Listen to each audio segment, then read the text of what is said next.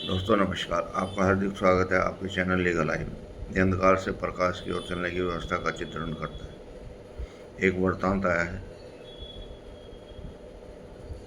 खुदा बंदे से पूछे, बता तेरी रजा क्या है। ये एक विचित्र बात है। जब आदमी को कोडिफाइड कर दिया है, प्रारब्ध निश्चित कर दिया है, फिर उसकी ऐसी कैपेसिटी कैसे बनी कि जो दुनिया का निर्णायक है, सृष्टि का रचयिता है, उससे पूछ रहा है कि बता तेरी इच्छा क्या है। ये कैसे संभव हुआ? तो हम जब साइंस की दृष्टिकोण से देखते हैं तो हमें अपने पुराने दिन याद आते हैं। बचपन में हम देखते थे रिकॉर्ड प्लेयर आते थे, आहूजा के, उनके ऊपर जो भी डबिंग होक आती थी, कंपनी से आती थी, उसके अंदर कोई चेंज नहीं थी। उसके बाद टेप आने लगी, उसके अंदर कैसेट चेंज होने लगी, फिर टेप रिकॉर्डर आने लगी, उसके अंदर डबिंग भी होने लगी और डिलीट भी होने लगा। उसके बाद हाई स्पीडर आ गए, with in a second change करने लगे। यानी कि संस्कारों को बदलने की जो परिस्थिति थी वो मैकेनिज्म सिस्टम के द्वारा हमारी समझ में आने लगी।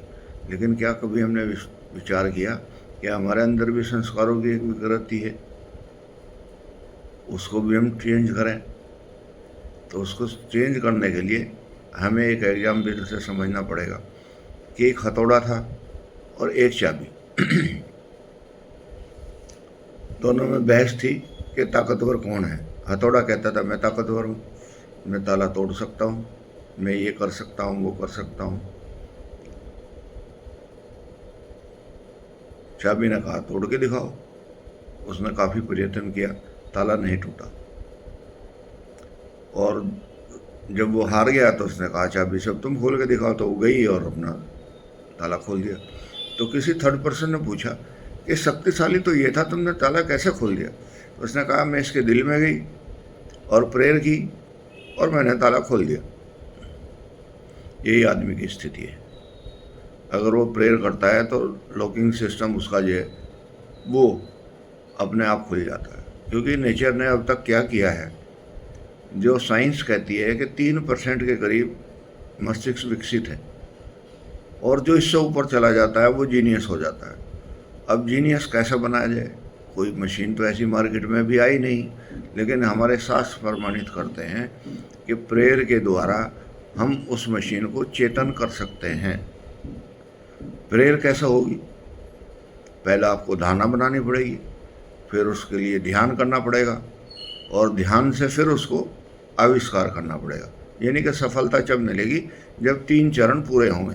पहले आपके दिमाग में आइडिया हो कि मुझे क्या करना, फिर उसके लिए साधन इकट्ठे करने और फिर उसका प्रयत्न करना, और फिर रिजल्ट तो भगवान पे छोड़ देना है, क्योंकि वो अनंत पावर है। और इस पावर का पता कैसे लगेगा कि आपके पास आई या नहीं आई?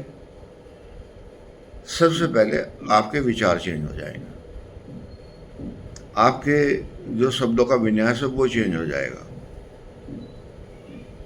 आपको हर चीज़ में प्रेम दिखाई देगा, घृणा समाप्त हो जाएगी, आपका मन शांत रहने लगेगा, आपकी मेमोरी जो है वो इन्हांस हो जाएगी।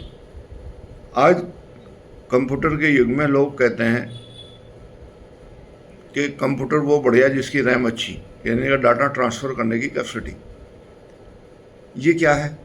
अगर साइंटिफिक लोग हमारी बात को मान लेते कि हिंदुस्तान में बुद्धि भी कोई चीज़ है, तो उनको ये मौका ना मिलता कि हम जीनियस हैं।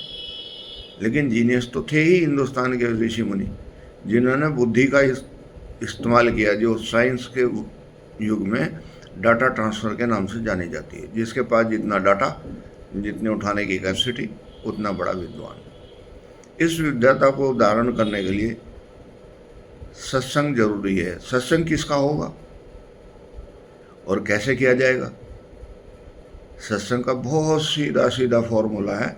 ये जो ह्यूमन बॉडी है, इसमें शांत मन से 2 मिनट के लिए बैठना है और अपना मूल्यांकन करना है। और वो 2 मिनट कैसे मूल्यांकन होगी? अनंतता की और प्रयत्न करना है। अनंतता कहाँ से आएगी? ब्रह्मांड से आएगी। ब्रह्मांड से कैसे आएगी? वाइब्रेशन के थ्रू आएगी। कैसे वाइब्रेशन आ जाएगी, ये प्रमाणित करना बहुत आसान नहीं है, लेकिन प्रमाणित किया जा सकता है एग्जाम्पल से। आपके पास मोबाइल है, आपने उसके कुछ बटन दबाए, अमेरिका बात हुई ना, अमेरिका पास आया ना आप अमेरिका के पास गए, लेकिन बात हुई। कैसे हुई? ये वाइब्रेशन का सिद्धांत है, साइंस इसको मानती है। लेकिन क्या साइंस से पहले साइंस नहीं थी? साइंस से पहले भी साइंस थी, लेकिन वो इंडिविजुअल लेवल पे थी। अब मास लेवल पे है। मास लेवल पे अगर कोई चीज़ है तो हमें उसका भी मूल्यांकन करना चाहिए और उससे अपने को प्रेरणादायक स्थिति में खड़ा करना चाहिए और उसके लिए लगातार प्रयत्न करना चाहिए। नमस्कार।